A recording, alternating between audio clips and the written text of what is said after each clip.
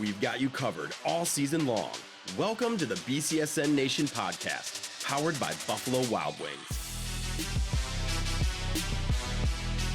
Here it is. Welcome to the season finale, season 3, episode 39 of the BCSN Nation podcast, powered by Buffalo Wild Wings. You know it's coming. Let's go, sports bar. I'm here with Justin Feldkamp and Bruce Johnson to have the greatest of all times. Brandon Carnes here. The season finale is here. And gentlemen, the first look at the seven division OHSAA state tournament is in the books. I want to hear your takeaway. We've heard in almost every other sport as the seasons have gone on, the good, the bad, the ugly. Bruce, you're up. I think there's two things that stand out to me. First of all, I think your quote, they need to mitigate the travel better. I think the travel wasn't balanced or fair throughout the divisions. That's something they'll work on. And the last thing for me is I like to see the state all at one venue instead of two locations. I know they were relatively close, but just the feel wasn't quite the same between Canton and Akron and teams going between the two sites. I think the state will make those corrections. They did a good job with basketball, but I think to celebrate your biggest weekend and have it at two venues, I don't like that. Justin? Yeah, I'm saying the state will make the corrections. I don't know about that, Bruce. I think that it's easier said than done. I agree with you that it's better when they are all at one location, but there's only so many games you can play in daylight and nighttime, and there's only one venue to play. You need warm-up time, et cetera, et cetera. You can't take away the opportunity for a team to celebrate a championship on the field with the dog pile, with the presentation of medals, with the presentation of the runner-up trophy and the state championship trophy. So easier said than done. What I'm curious to see as they go forward, in the past news cycle here, we have seen the OHSA revert back with football from 16 teams to 12, which going back in time is virtually unheard of when it comes to sports and expansion. And then you don't hear the word reduction very often, but you do. So hats off to the OHSA for that. What the OHSA is going to point to, in my opinion, yes, it's a small sample size 1 year, but Anthony Wayne was one of 4 out of the 7 teams that won a state championship in baseball for the first time in program history. I'll repeat that. 4 out of the 7 won a state championship for the first time in program history. So they're going to say, hey, look, we gave these schools an opportunity, maybe leveled the playing field a little bit, and look what happened. 4 schools and communities tasted victory at that level for the first time. But it's difficult to say. They're in a rock and a hard place. Anthony Wayne's state championship game started at 10:10 p.m. And I get that they can't control Mother Nature. I say it as a youth baseball coach. We can't control Mother Nature. We don't have any domed baseball stadiums in the state of Ohio. And that ain't coming. So there's a lot to delve into, and I know we got to get to other stuff as well here during this podcast, but that's the thing that I think they're going to point to is 4 first-time winners. And then I would like to consolidate, whether that is, maybe opening up state championships, playing them on a Wednesday and a Thursday. I think most, if not all, schools are out by then. I know you got the travel with the parents and the community. You want to fill those stands. You want to give as many opportunities for parents and people to fans of those teams to watch those games. And it's a little more difficult during a work week. So a lot to think about, and I don't necessarily envy the OHSA, but I would appreciate if they continue to listen to the feedback from the coaches. You're not going to make everybody happy. In any industry, you're not going to make everybody happy, but you got to go with the majority. All right. As Justin alluded to, we got plenty more to get to in today's episode. We'll get you caught up on what happened in Akron, what happened in Canton to close out the baseball season. We've got Justin and Bruce's first team All-BCSN lists and much more. Make sure you're here every single Wednesday in the fall, because we're done after this week. Come back in the fall, or listen back on your favorite episodes throughout season 3 as you wait for us to come back on bcsnnation.com/podcast, anywhere you get your audio mediums, and follow at BCSN Sports so you don't miss anything from now until August. But we got to get into it. It is time for our Game of the Week recap edition, brought to you by Dunn Chevy in Oregon. Hit it, Cisco.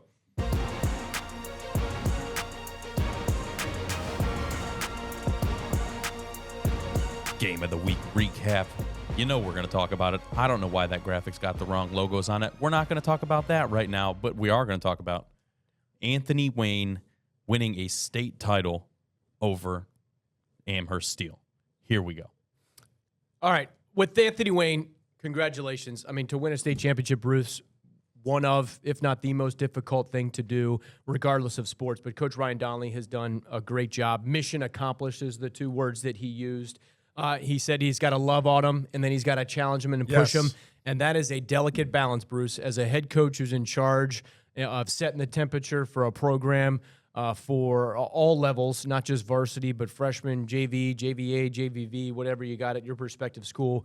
It is hard to do. You want to please as many people as possible, but when you push the wrong buttons, sometimes it can blow up in your face. But if you've reached the state championship, you have reached the pinnacle, and you've pressed enough correct buttons, and Anthony Wayne did just that. 25-4 overall record. They win 7-3 over a very good Amherst Steel team. Yeah, Amherst was a very good baseball team. I had covered them the week before against Clay. I will say this. There was a quiet confidence about the Anthony Wayne Generals. Their motto all year was go the distance. Mm-hmm. And when they had their send-off on Thursday, they weren't cocky, they weren't arrogant. You just felt there was a very good chance they could get it done. Obviously, they ran into Sean Sullivan in the first game, the Alabama commit. Yeah, Walsh. Versus Owen Graff, who's going to Ohio State. What a baseball game. Love that. Two great pitchers. The difference in that game was Anthony Wayne was able to spoil a lot of pitches, run up his pitch count, get him out of here, and get a victory. They went into that championship game, scored in the first 4 innings, and you just felt they never took their foot off the gas. You know what I liked about Anthony Wayne is they can win a baseball game in multiple ways. Correct. Okay? Going up against a guy who's throwing 96-mile-an-hour cheddar is not easy to do, but it's that type of mentality and approach and a game plan that you say from 1 through 9. It's not like, okay, you 3 guys got to come through for us. Here's our approach. Let's work the count. Maybe let's take some strikes, another delicate balance. You want to be aggressive, swinging at strikes, but also bigger picture. Like, hey, okay, maybe a guy goes 1 for 3, but we do in the 7th inning get to another pitcher because the star going to Alabama has thrown 90-some-odd pitches, and that's how they win the game. So I think you made a great point in our coverage from Akron that winning a state championship on that singular date, Owen Graff played a role in that because of what he was able to do in the semifinals, throwing a complete game. So Jackson 𝗬𝗏🐺came in the state championship game, threw 101 pitches, 6 innings pitched, 4 hits, 3 runs, 2 of them earned, and 7 strikeouts. Carter Johnson closed it out, 1, 2, 3, bada bing, bada boom.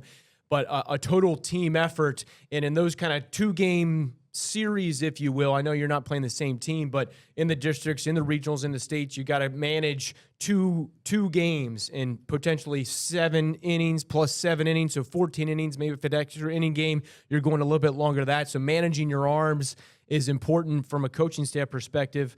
But this Anthony Wayne team, 13 seniors, 6 out of the 9 batters in the starting lineup were seniors. 𝗬𝗏🐺 is a junior. And then what I also liked about winning in multiple ways, they had 9 hits in the state championship game, 2 doubles, 7 singles. So they manufactured runs. They had good aggressive base running. They scored 2 runs on a single play on an errant throw by Amherst Steel. And it's a gutsy call. It's a risky call. But when you put the pressure on a defense and they don't respond, it can be a backbreaker. And you never, I think you mentioned this too as well in our coverage, that Amherst Steel, you never got the sense that they were in the game where they could turn the tide because of how well Anthony Wayne kind of managed the flow of the game, jumped out to an early lead. You gain a tremendous advantage because you can maybe take those riskier plays and be a little bit more aggressive on the base pass.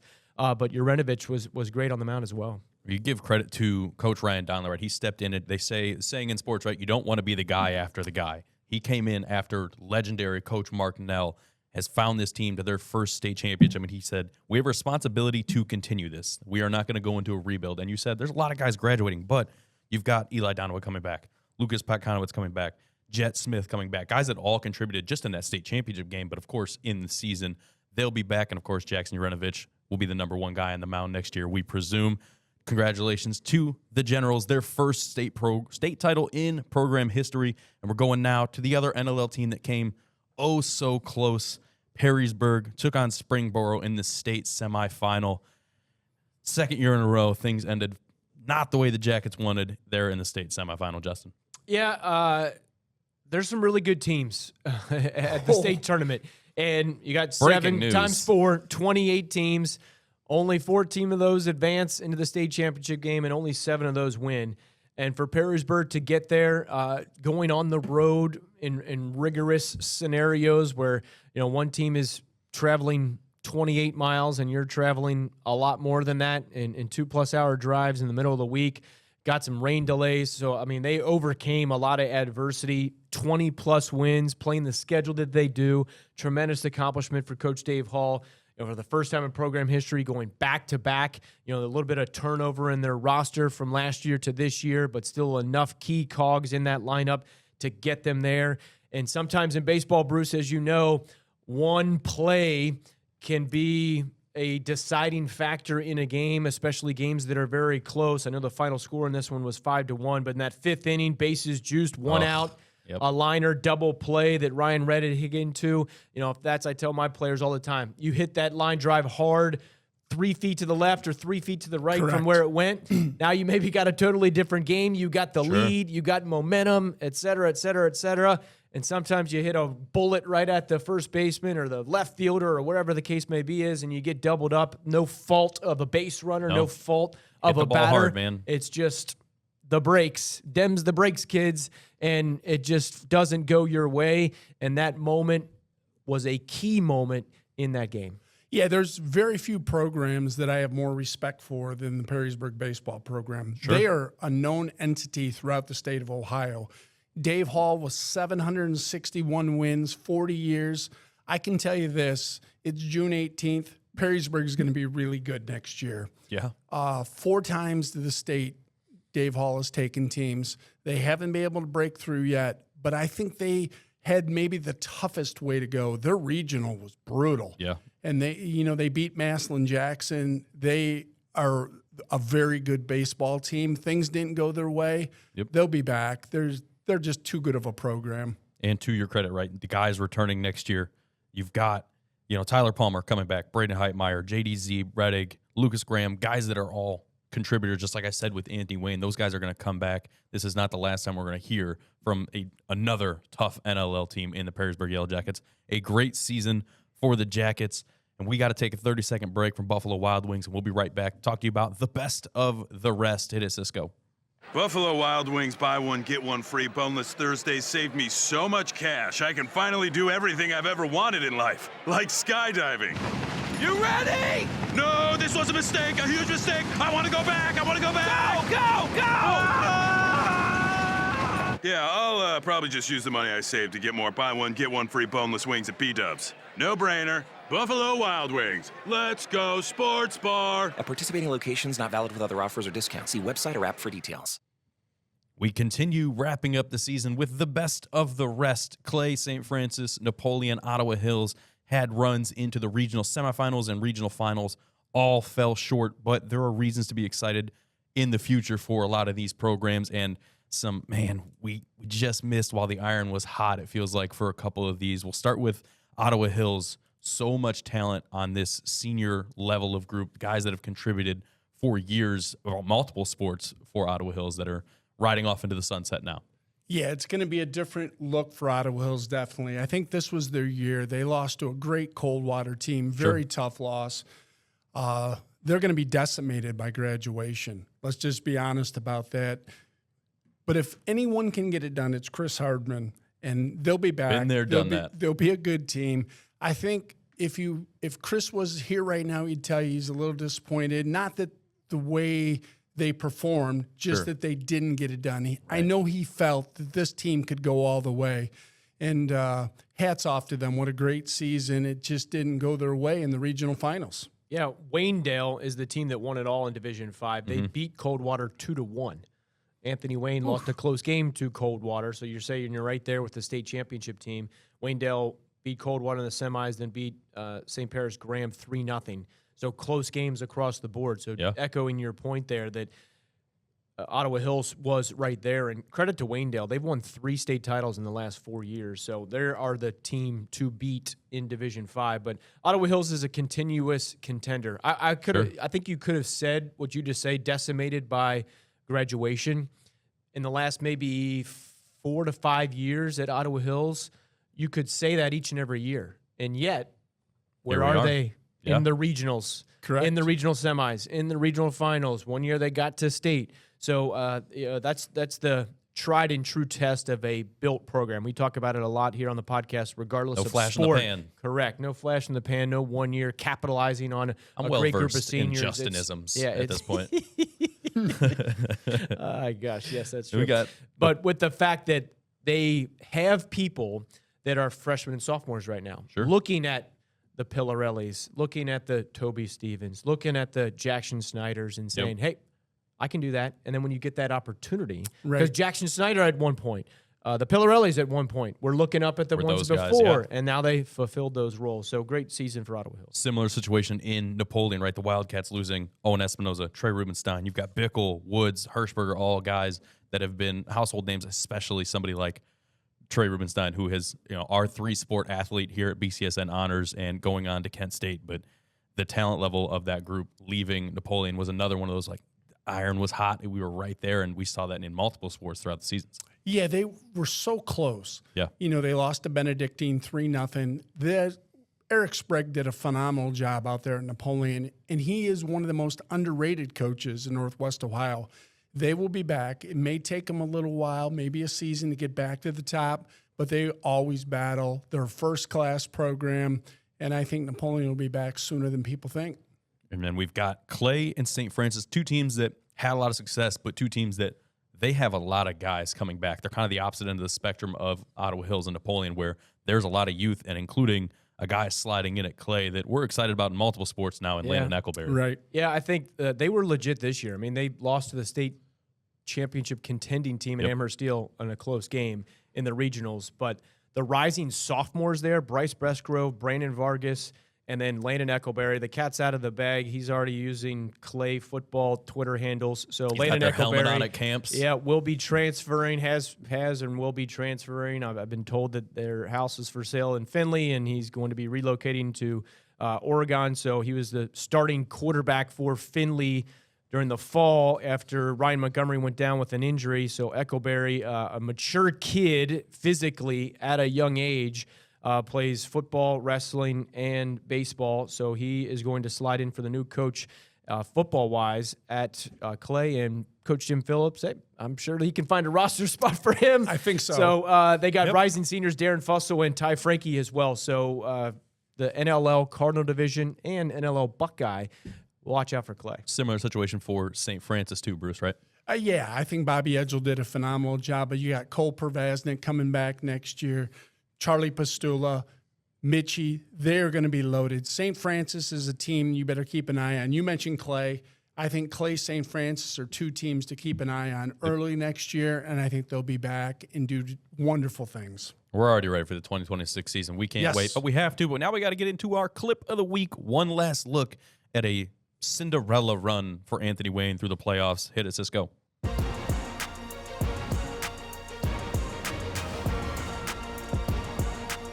Three straight walk-offs. The team of destiny at one point, it felt like Anthony Wayne was in this playoff run. Here's the Walsh Jesuit state semifinal.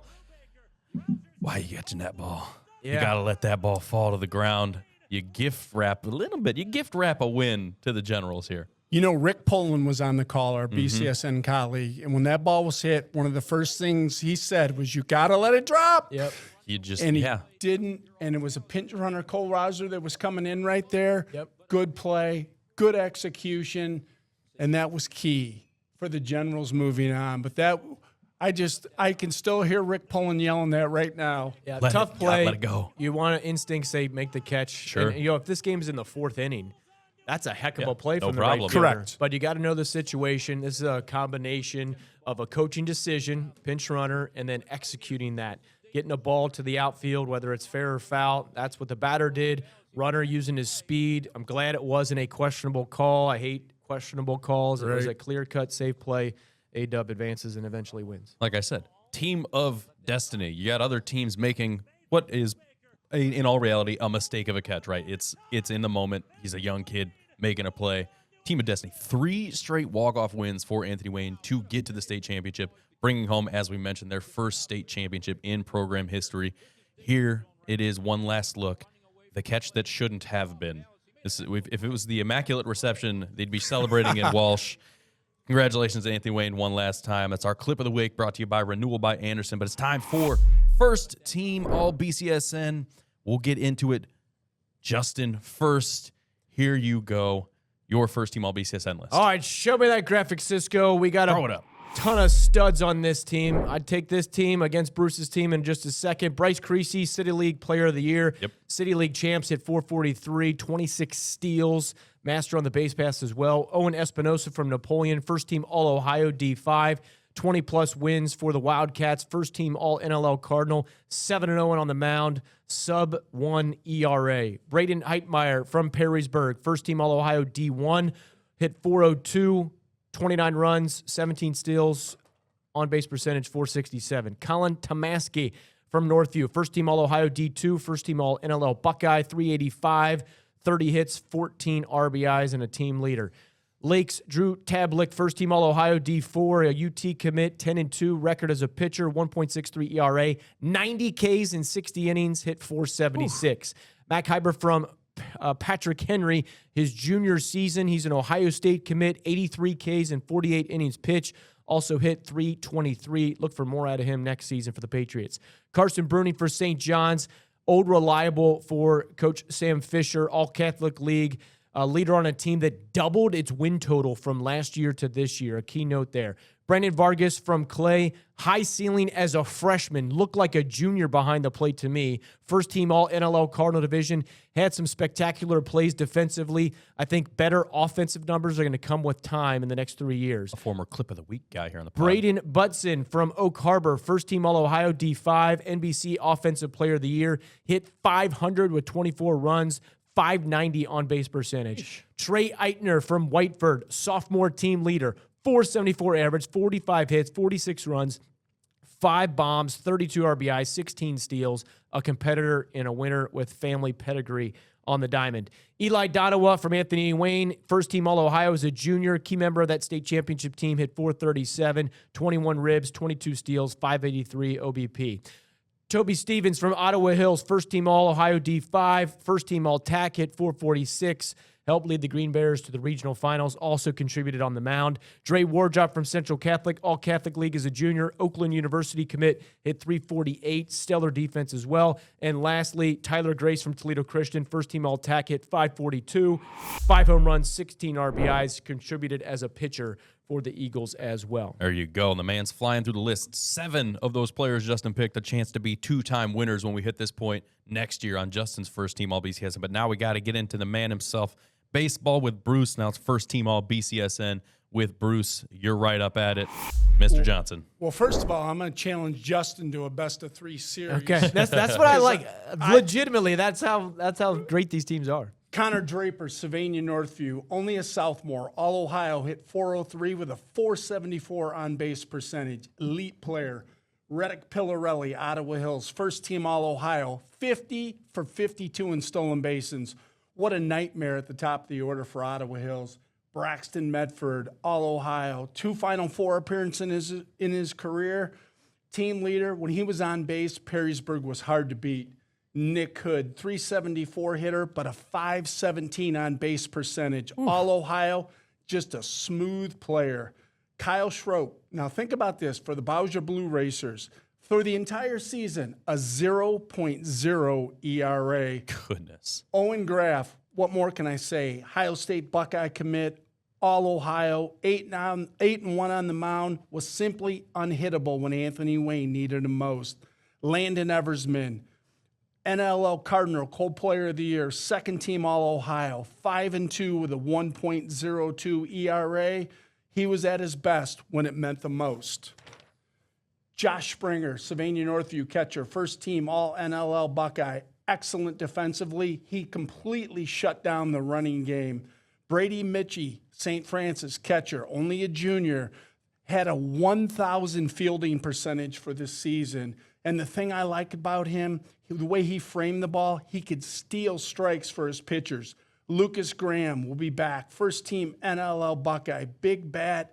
Just 2 times he's been to the state Final Four. I'll tell you what, I like that young man. Jace Bloomer, Bedford, 337 batting average, 17 RBIs, the true leader of the Bedford offense. Colin Hennessy, Ottawa Hills, first team All-TAC.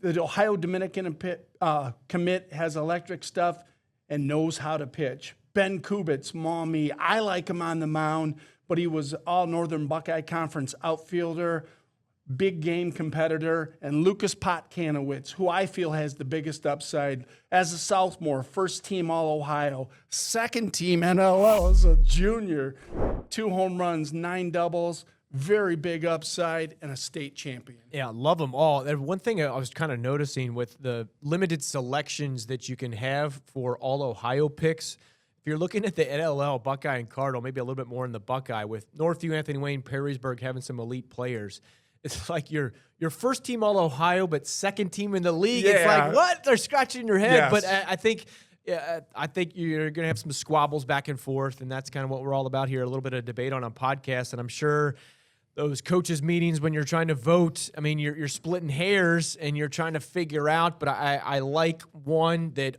a lot of players, deserving players, I should say, not a lot of players. I think you need to earn your way onto a first or second team All-League. So you got that, but you also had people getting recognized at the state level and on first team Bruce, first team Justin. 14 All-Ohio selections between Team Bruce and Team Justin. We got a little bit of time here. I got about 40-ish seconds before we need to move on. What makes your team beat Bruce's team? Yeah, you're so confident. I'm not necessarily confident. You said I'd take him any day. You said it. I like the fact that we got some balance, and at BCSN, another one of the Justinisms here, we like to spread the wealth, showcase Northwest Ohio, showcase Southeast Michigan, hyper local Toledo footprint, but also expand it beyond to the Butsing guy from Oak Harbor because he was first team All State. So we want to showcase the best from our area, and some of them have the opportunities to go on to play and represent Northwest Ohio and Southeast Michigan playing college baseball. So that's what I like about these teams. It's very diverse. Who's your X factor, Bruce? Who's Justin not getting out? Well, I'll tell you what. If we had a 3-game series, I got Graff, Eversman, and Kubitz going to the mound. I feel pretty confident. That is and the last lethal thing, 1, 2, 3. Before we have to go break, I will say this. When Lucas 𝗏𝗏 isn't first team in your conference, you've got a pretty good baseball conference. The NLL conference. was absolutely incredible. We'll be right back to put a wrap on the season, put a wrap on baseball after 30 seconds for Buffalo Wild Wings. Cisco, you know what to do. I've saved so much money enjoying Buffalo Wild Wings BOGO half-off traditional wing Tuesdays. I can finally afford everything I've ever wanted in life. Wings. All I ever wanted was more wings. So yeah, buy one, get one half-off traditional wings is the perfect deal for me and my lifetime yearnings. I value it more than literally anything. Buffalo Wild Wings. Let's go sports bar. At participating locations, not valid with other offers or discounts. See website or app for details. Here it is, the final games list of Season 3. It's a short one, sweet and to the point. We got Toledoville FC, women and men, both in action Wednesday and Thursday, and then you slide to Sunday. The Pickleball Glass City Invitational, all these games on BCSN and the BCSN Plus app. And you know what's only 10 days away? Hit it, Cisco. The IFL Italian Bowl. Coming to the Glass City, we've got Ancona and we've got Firenze, the top scoring offense and the top scoring defense in the Guelphi and the Dolphins going at it next week right here on BCSN. An awesome thing that we are super excited about. Yeah, we'll be there live from the Glass Bowl pregame show at 2:30, kickoff at 3 o'clock. Bruce, I'll match you with Mac Hyber, Carson Bruning, Owen Espinosa on the mound. We're going to have a battle royale if we have our two teams match up. That'd be fun. But great job all season long, Bruce, on the calls at our games and coverage of Bruce with baseball with Bruce and here on the podcast. Great season. NLL 2022 Northview champs, 2025 Anthony Wayne champs. Softball NLL perennially known across the state. Sure, as a state power, yeah. Similar now in baseball. Yep. Even before this season, but especially now.